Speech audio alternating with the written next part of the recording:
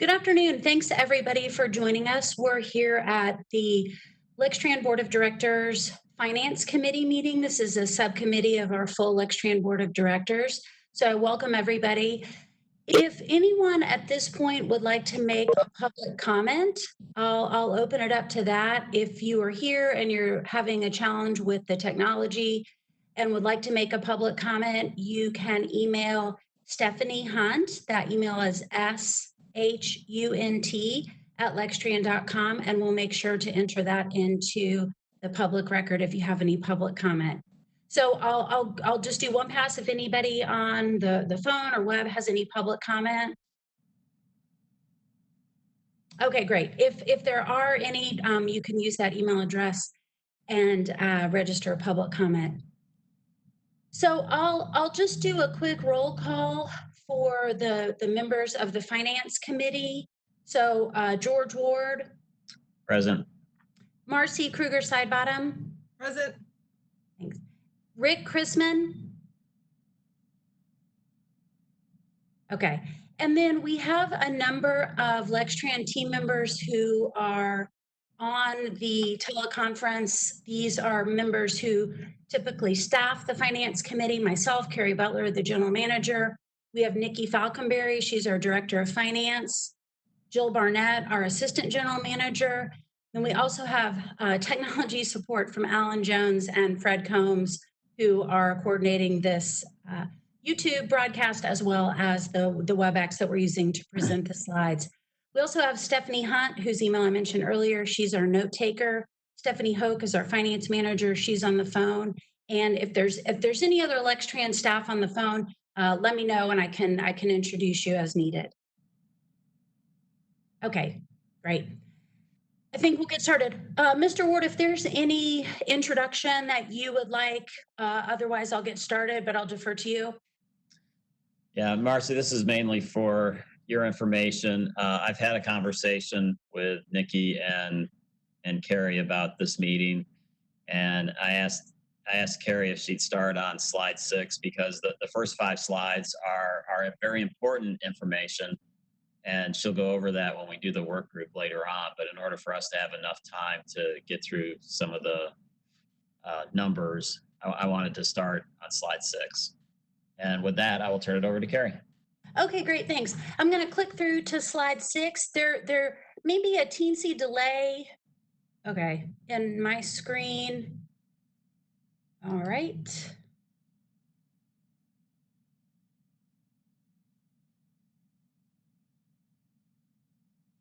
Starting here. That one, the known Okay, and great. unknown.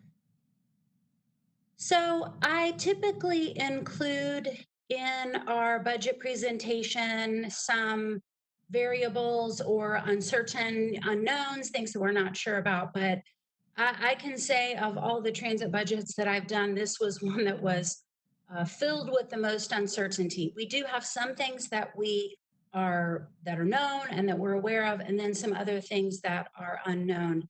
I'm stating the obvious, but we don't know at this time the duration or the full impact of the COVID-19 global pandemic that we are facing as we speak right now. There's also been 2 federal legislations. The first was the Families First Coronavirus Response Act, Families First Act, that included additional benefits and rights under the Family Medical Leave Act. So we don't know how those will change our staffing over the next 10 weeks or more. And then we also have federal support from the CARES Act. So both of those are key pieces that led to a great deal of uncertainty in this budget.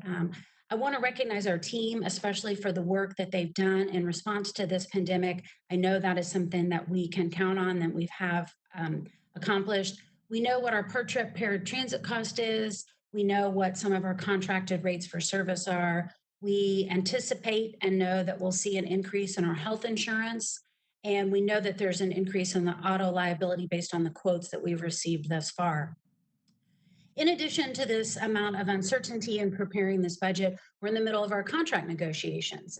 We had to postpone them because we can't meet in person, but that's something that's a little bit uncertain or delayed right now. Wages for union employees is part and parcel to that contract negotiations. Our fuel cost for diesel and CNG varies across the year. We don't always know how many total paratransit trips. While we know our per trip cost, we don't know what the total number of trips is going to be. And we don't have a great estimate on what the revenue will receive from our mass transit fund. So these are the property tax dollars that we collect from the 2004 referendum, and there may be some instability there. And then we are out for an RFP for refinancing a loan that we took out in 2015. So a great deal of uncertainty in this budget, but some of the things we do have a pretty good handle on. There's some other things that are a little bit less unknown right now. We included assumptions and forecast in this budget. We have $13.8 million that was apportioned to Lextran from the CARES Act. That'll be flows through Federal Transit Administration. We had to make some assumptions about the monies that we'll receive from the Mass Transit Fund. So we've held sort of steady for now on the property tax or Mass Transit Fund. We budgeted $2.20 per gallon for diesel fuel. Diesel has been low in the past few months. It's been relatively low in the past few years, but with some instability, we're sort of at a place where we feel like $2.20 for diesel is at least appropriate for this time of the budget. Steady wage rates. We don't have any plans for service cuts or layoffs at this time. Our paratransit trips in the past month have declined, but we are assuming for this budget that once we get sort of back into a steady state, that those trips will go back up once people can go back out for non-essential trips. And toll credits, which was a mechanism we used, or localities and transit agencies in the Commonwealth of Kentucky used to leverage or draw down federal funds, those are no longer available for match. So that is an impact to our budget this year. We anticipate a mid-year budget adjustment. We haven't done that in any number of years, probably 7 or more years. But given the level of uncertainty, we anticipate that a mid-year budget adjustment is likely. So again, property tax receipts, the federal transportation authorization bill, that's that high-level multi-year bill that helps support our federal funds. That is due to expire at the end of this year. The Commonwealth of Kentucky legislature passed a 1-year budget, and there's been some talk about a second federal stimulus or an infrastructure bill. So we want to see how those play out. In the worst case scenario, so if in the worst case scenario we do have access to a line of credit that we've held for a number of years, and then in a greater worst case, or where we would see things really a dramatic decrease in our operating revenue, would be a service reduction, layoffs, fares, delay maintenance costs. So right now we didn't budget for a worst case scenario, but we've certainly played out a number of scenarios where what would happen if we got into that worst case, or even a more worst case, a greater worst case.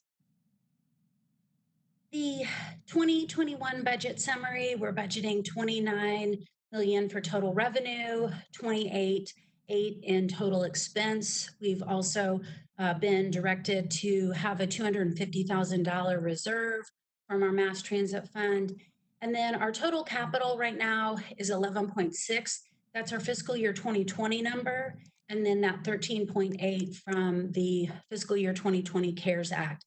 Part of the reason why I left that at the 2020 number and then just added that 13.8 from the CARES Act is we really just found out about this CARES Act really within the past week.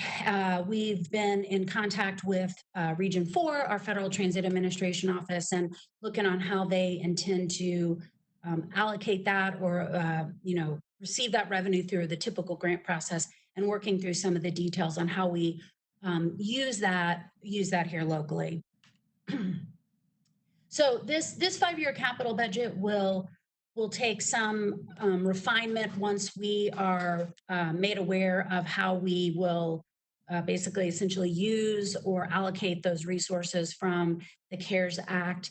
But this includes previously awarded projects, the electric buses, that's the combination of CMAQ and low-no funds, that's congestion mitigation, air quality, and low and no emissions funding. And then our bus canopy. So the bus canopy was a project that was included in the earliest version of our headquarters project that we moved here a couple years ago, and was a covered storage area for our vehicles. And this project will include some solar panels, some rainwater collection systems, and essentially a way to protect our vehicles, protect our largest set of capital assets, and then also sort of complete our sustainability program that we had in place for this headquarters project. With regard to the rest of the capital budget, let me just go to the next slide because that details some of the other projects. Capital improvement projects, we have received funding from the state to complete a comprehensive operations analysis.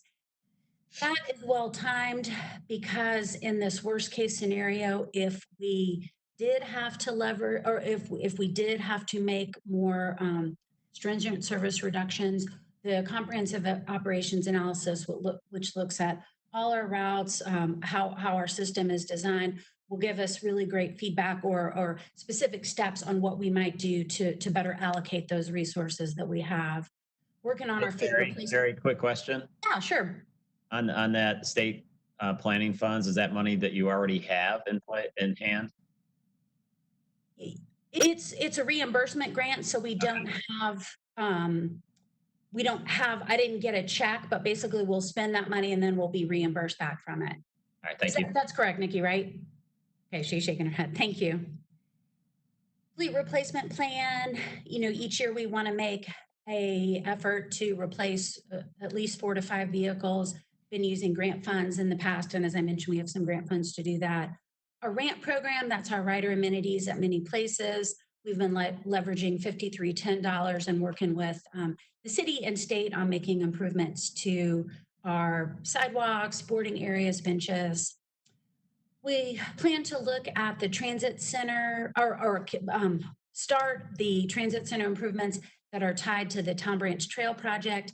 And then we're also looking to seek funds to do some upgrades and renovations to the Lextran back of office area. So basically behind our customer service windows, we have a break room for our drivers, and that will be sort of phase 2 of the transit center project. And then again, I mentioned the canopy project and our technology and communications procurement. So we've been completing a feasibility study on our radio and technology, that's that intelligent transportation systems, and look to seek funding for those. On to the revenue side. Oh, I'm sorry, was there a question? Yeah, this is Marcy. I just had a question. Is there a risk at potentially the comprehensive operations analysis that the state would not be able to reimburse, and they would let you know ahead of time before engaging in that analysis? I do not think so. Of course, crazier things have happened, and we are in an uncertain time. I believe these funds were maybe fiscal year 19 or fiscal year 20 planning funds. So these are funds that were already designated and allocated. I would not be concerned that they would take that back, but I don't have any concern, but crazier things have happened. Okay. Our fiscal year 2021 revenue, the majority of our revenue comes in from the local property tax. That was that 2004 referendum. The next largest share is our partnership with the University of Kentucky. That's the Blue Pass program, and our idea is good as a pass for riding for students, faculty, and staff to ride any Lextran bus, as well as the campus buses. The next share, which is listed as FTA capital maintenance, these are used for preventive maintenance on our vehicles and facilities. So these are funds that we originally receive through 5307. Those are formula dollars that we then convert into an operating expense. Cost shifting is sometimes how it's called, and we use those for preventive maintenance. The next share is about 50% of our paratransit or our wheel service. That's that capital cost of contracting that comes from our 5307 dollars, and then use that to pay for our wheels or complimentary ADA paratransit service. The next year is our passenger fares, and then revenue that comes in as part of our new market tax credit dealer, Lextran Foundation, and then local and state grants, advertising revenue, fuel tax refunds, and miscellaneous revenue. All right. So Very, then, oh yeah, go ahead. yeah, Question. yeah. Two questions here. On passenger fares, is the assumption that July 1st you're going to be collecting fares again? I believe yes. Okay. And then on the UK partnership, this is a contingency in the event that students were to not come back right away in the fall. Are there enough expenses that, corresponding expenses that end up getting cut so that that doesn't impact the overall bottom line? You understand what I'm asking? Yeah. Are you asking as a UK employee or as the board member? As the board member. Okay.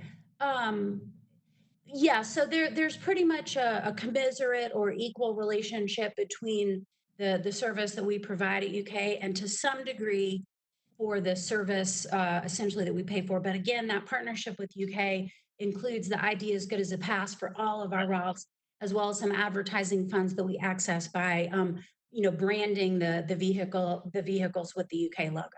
Yeah. Okay. Okay, and then I believe this next chart is this is the numbers of the chart that I just showed you. So this shows where we project our fiscal year end for 2020. And then the first column is the annual budget, what we budgeted about this time last year for 2020. Then the next column is our projected end for fiscal year 2020, and then the annual budget for fiscal year 2021. Nikki, anything that you want to add or comment on any of the revenue? We left property taxes flat from what we think the projection will be this year. Okay. We've also left the passenger fares, so we could see a increase in those if we pick back up with regular service later on in the year. Okay, excellent. Okay, thanks. Carrie, I just had a question. I'm sorry, go ahead. Over the last 3 weeks, as a percentage, about how far down are you on ridership right now? We last I'm going to answer that, and then we're going to do a deeper sort of presentation on ridership and our full response to COVID-19 at the board meeting on the 15th. But this time last year, this time prior to spring break, college spring break, we were at about 19,000 riders per day. And the last week, we were hovering right at about 5,000. So, a fairly significant drop. And what we saw, which was encouraging from the standpoint of social distancing and healthy at home and all the things that we're being asked to do as a community to respond, we did see that very clearly when school was let out, we saw a downtick. And then when the order was to stop in-person service. And so we sort of saw how the changes and the social distancing sort of impacted the ridership. So we're definitely down, but I take that as a good thing, meaning that people are staying at home and they are limiting their essential trips.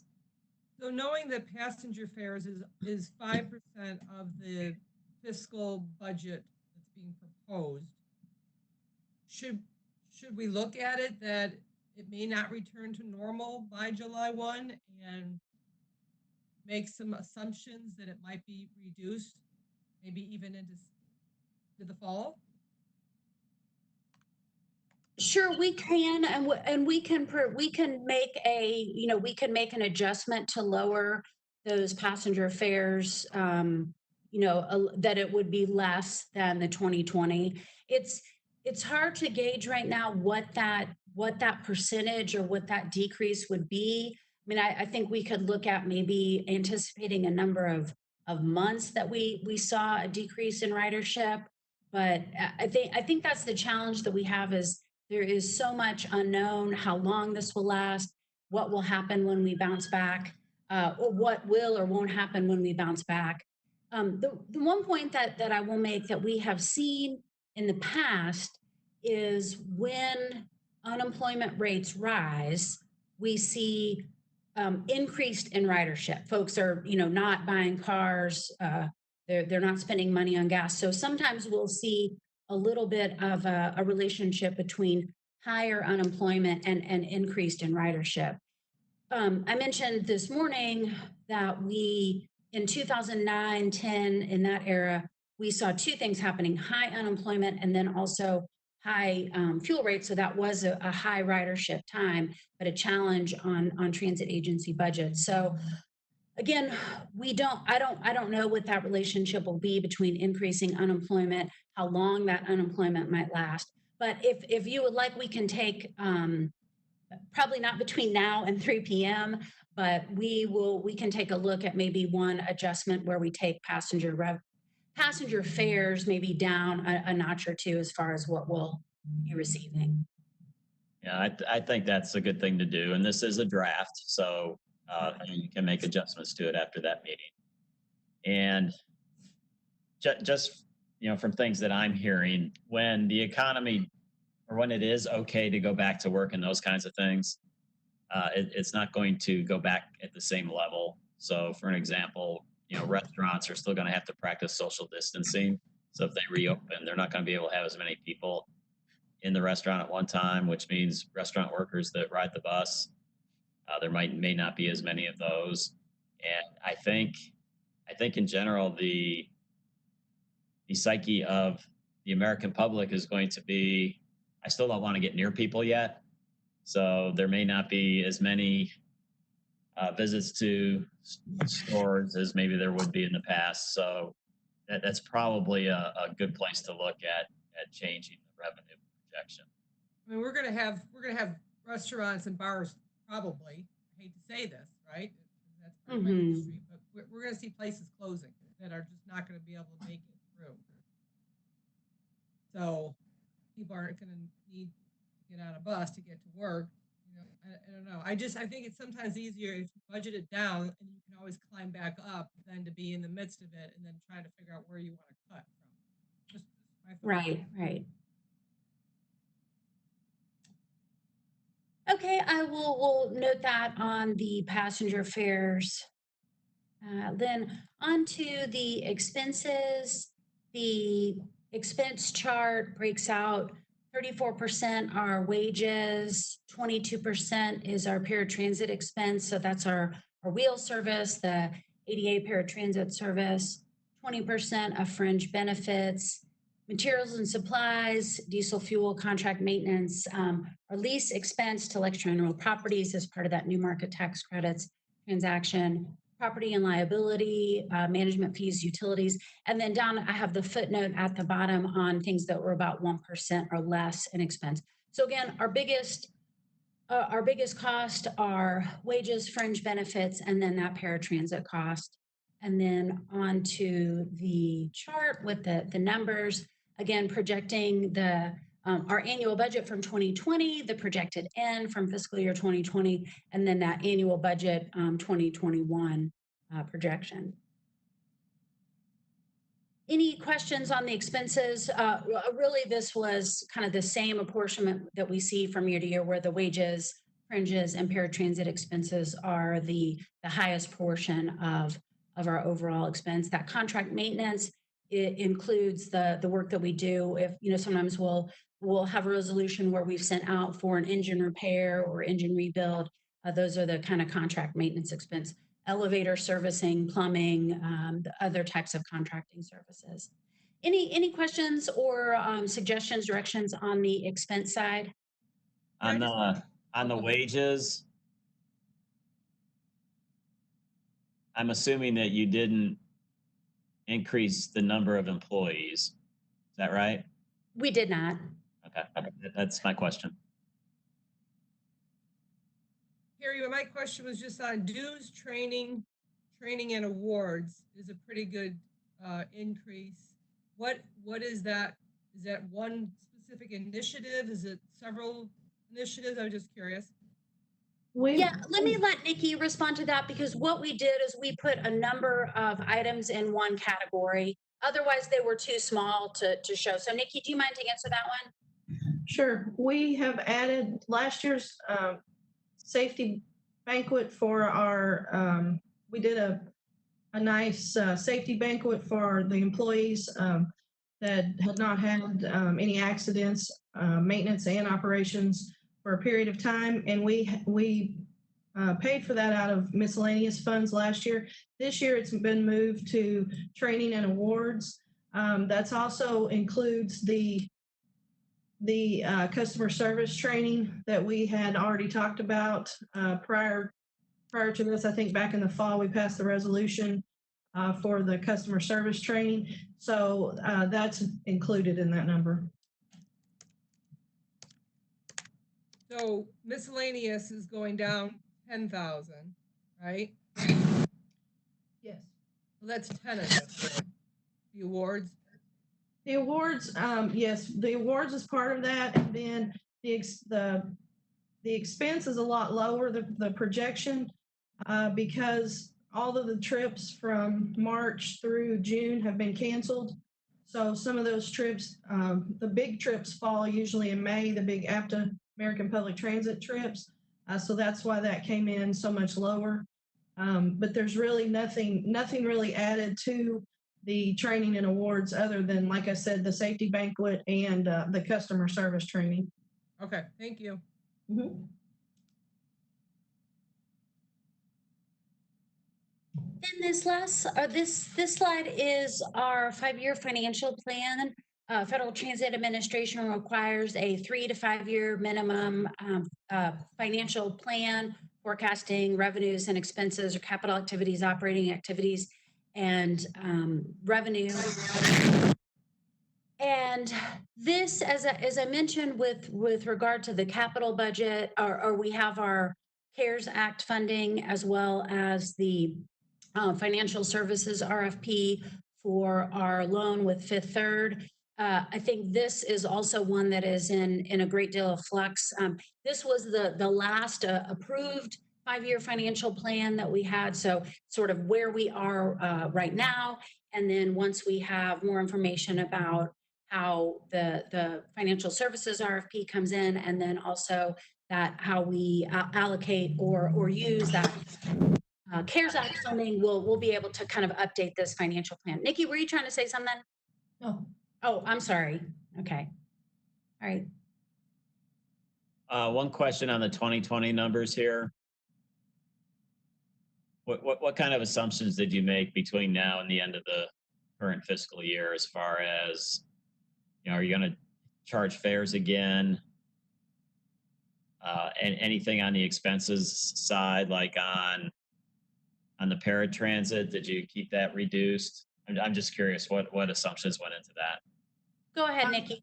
I took out fare revenue for the rest of the fiscal year. I took out the UK partnership money for the rest of the year, since that's an uncertainty. We have reduced paratransit trips based on the last invoice that we received. That's gone way down for the projection. And do we know if a paratransit, is that down just because of demand, or is it down because they've got employees that are sent home? It's basically because of demand. Okay. Carrie, would you like to add anything to that one? I will, I was just going to comment on the wheel service. They have seen a similar reduction in ridership that we've seen. People are limiting their trips. They're not going to, or maybe they aren't going to work, but they've seen a similar drop in ridership that we have. And they have had to make some adjustments, and we're working with Wheels right now on how we can keep that service going. Wheels is providing shadow service on our fixed route buses, which is helping through some of the passenger loads that we're seeing on the buses. So we'll talk more about wheels at the board meeting. But I think from a 5-year financial plan, we've covered it. And then in 2021, with the exception of the property tax, did you make any assumption that maybe the first quarter is going to be down from a normal first quarter? Yes, that's why we left the property tax flat and the fair revenue flat. Because we had been seeing, of course, the property tax go up about 3% per year. So we've left those flat. All right, and those are the only assumptions you made on this year for that year? Besides expenses, they're based on the expenses that we've seen in the last. I mean, we've only had 3 weeks to really base it on. So based on our expenses for the past 7 months, and then knowing what we know, we've reduced those. You should probably take a look at the University of Kentucky partnership, at least the month of July. I mean, we know that all the summer courses are going to be taught online. So, there may be a likelihood of not needing whatever 1 month's worth is. And I don't know how much service you provide in the summer anyway, but that's one area you might look at as well.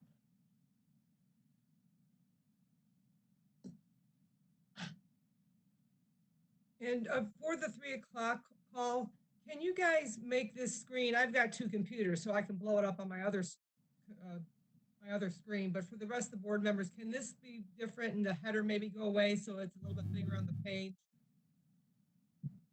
Yeah, I'll make a note of that. I'm not sure what everybody's saying, but I will talk with Fred and Alan about basically, are you, just to make sure I understand the question, the content of the PowerPoint, to make that as big as we can on the display?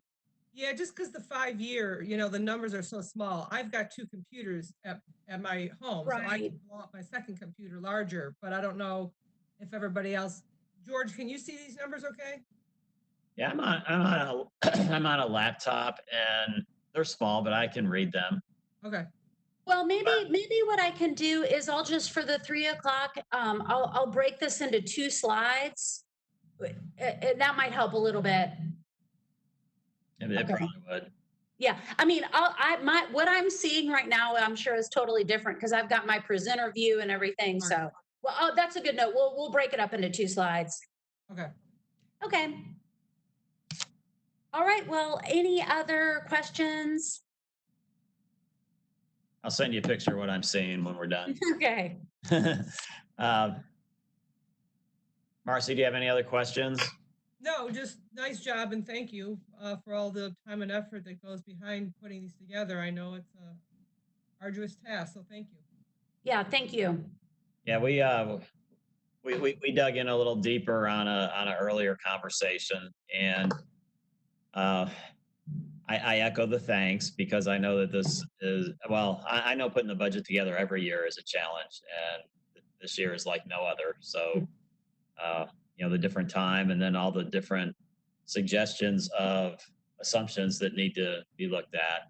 I really appreciate the fact that you're going to look at it mid-year, because I think a lot will change, and we'll keep our fingers crossed that by mid-year maybe we're back to normal operation again.